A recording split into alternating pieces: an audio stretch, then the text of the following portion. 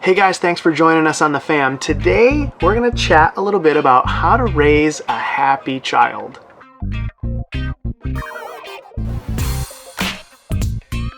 Raising a happy child. What does that look like exactly? We all want to be happy. We all want to raise happy kids. But what does that look like? What's the best path to raising a happy child? Right, because nobody ever in the history of ever said, I want to raise an unhappy kid. Let's all be miserable. Exactly, right? So let's look into some of those things that we can do as parents to help cultivate that long-lasting, satisfying, and fulfilling childhood upbringing.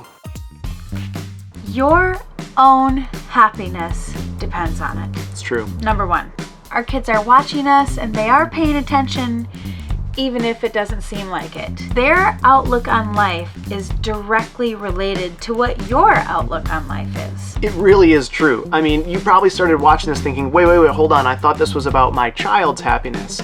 It is, but it really starts with you, and kind of the term, the apple doesn't fall far from the tree, they're watching you and paying attention. So kind of your happiness and where you're at in life is going to be a direct mirror for them to look at and evaluate their own happiness based on what they see out of mom or dad. So much so that even who you spend your time with, how much time you spend doing something, type of conversations that you have, even the amount of laughter that happens in your own home is all a real critical factor to what your child will learn about happiness for themselves. That is so true, because ultimately they are learning by your example.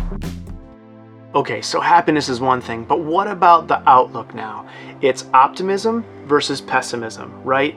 And optimism can come with a real positive outlook, a real uplifting kind of outlook, and pessimism can come with a real negative, downtrodden, kind of Eeyore sort of outlook on life, right? Right, so what kind of mental attitude are you displaying towards some of the things that your children want to accomplish in life? Do you come at it with optimism or pessimism? And optimism doesn't mean that you're superficial, right? About just being fake with your child, because they will read right through that, and it won't be long before they realize that you're not even being honest with them. But it's really taking a step back and saying, wow, I see what you're trying to accomplish, and really building up that confidence and really building up your child. And in doing so, they're going to partake in things in life, whether it's school achievements, sports achievements, or just getting a project done that they want to work on for themselves and go at it with a different frame of mind. And that will foster happiness on the inside of them and maybe a little bit on the inside of you too. So even if your child isn't particularly good at something, but maybe they want to try, just being supportive to whatever it is that they are setting out to do is really what they're looking for. You don't have to tell them, boy, you suck at that, or, you're never going to do that. Yeah, that's a horrible idea. But you can say like, well, you know what? Hey, it's worth giving it a shot. Why not? Sure, let's go try out for that Little League team. Or why not? Sure, try out for band. If it's something that they want to do and it isn't going to harm anybody, just being supportive and having their back is really what they need from you. Because at the end of the day, this isn't about fostering whether or not they're going to become champions at something. This is about fostering their happiness. And that blossoming is the most important thing about today's conversation. And just by being supportive, you really reassure your child, and that will really grow and strengthen them not only as an individual, but it will also strengthen their happiness. So another really important factor is teaching them about emotional intelligence.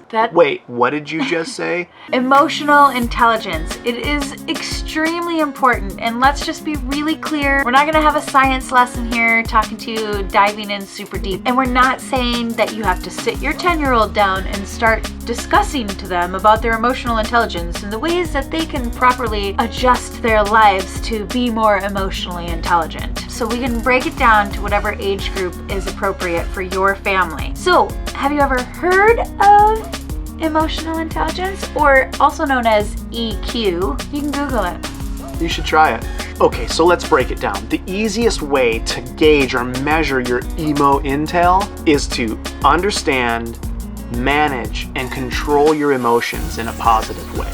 And we know it's not always easy, but the better that we are at it, the better we can teach them to be at it. Yeah, so when in the heat of the moment, that's when you exercise your emotional intelligence. Kind of dial it back and manage that thing in the right way. So whenever your child gets really agitated or is experiencing this emotional distress, you can try to walk them through it in a healthy way. And this works for a 3-year-old throwing a temper tantrum all the way up to a 16-year-old throwing their temper tantrums. Doesn't matter. Or a 30-year-old throwing a temper tantrum.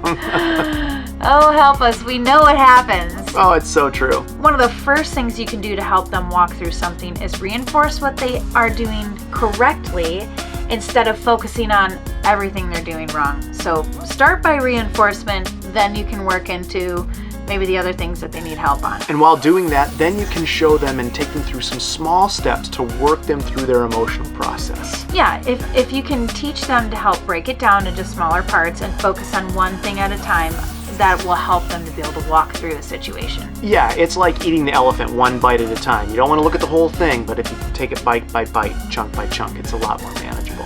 Ew. Do not become entrenched in results only. That can be a hard one, right? Because as parents, we kind of maybe look further down the road and see the results that they could be having if they only did this, if they only disciplined for that. That is a part where we as parents have to put ourselves in check. This isn't about our happiness, it's about theirs. So we want to walk them through and manage and reward them for their efforts that they're putting forth. Teaching them about emotional intelligence is really a huge topic. Yeah. But we're going to try to bundle it up into a little nutshell here. So if your child's happiness is truly an important factor, teaching them to manage their emotions, relieve stress, and remain balanced is going to be a huge help for their success. You can shout that out loud. And lastly, it's creating the right environment for your home. So take a strong look as the adult in your home. Is my home set up for happiness? Guys, this includes the big things all the way down to the small things. Like for example, what kind of TV are you guys watching as a family? Maybe how long is the TV even on throughout the day? Are you spending time together or spending time in front of the TV? Yeah, and how much family time is incorporated into your everyday life. Studies show that your kids will be happier if they spend more time together as a family. What kind of activities are being provided for your children to be involved in that they are excited about doing? And even guys, what kind of language is being used in your home? Okay, so look, we understand that everybody has differing opinions about what is appropriate and what's not. We're not the language police. Right. But what is being said to your children? What is being said to your spouse? Are you cutting them down with your language or are you lifting them up? Yeah. That's really what we're talking about here. Are you speaking life or are you cutting people with your words? That's kind of the language that we're talking about here, yeah, okay? So that's just going back to the earlier point of the simplest things to the big things. Are we creating an environment that is conducive for happiness? Yeah. So we understand that the happiness of somebody is up to the individual completely. It is not up to you solely to make someone happy. Right. Ultimately, it is an individual choice. And your children will choose that too, no matter what kind of environment and what magic wand you wave. They still have to choose it for themselves. But what we're trying to do today is at least provide some tools for you to be able to think about when you are trying to help foster happiness in your child and in your home. But to ignore that there are many factors that do contribute to the happiness of an individual, I think would kind of be a little ignorant, right? Yeah. And so we're just trying to give you some ingredients that you can mix up in your home and family environment to just really help produce happiness in yourself, happiness in your family, and ultimately grow and support the happiness of your child. We realize, like she said, there's no magic wand, but we just want to give you as many tools as possible so that you can successfully try to raise your child as happy as possible.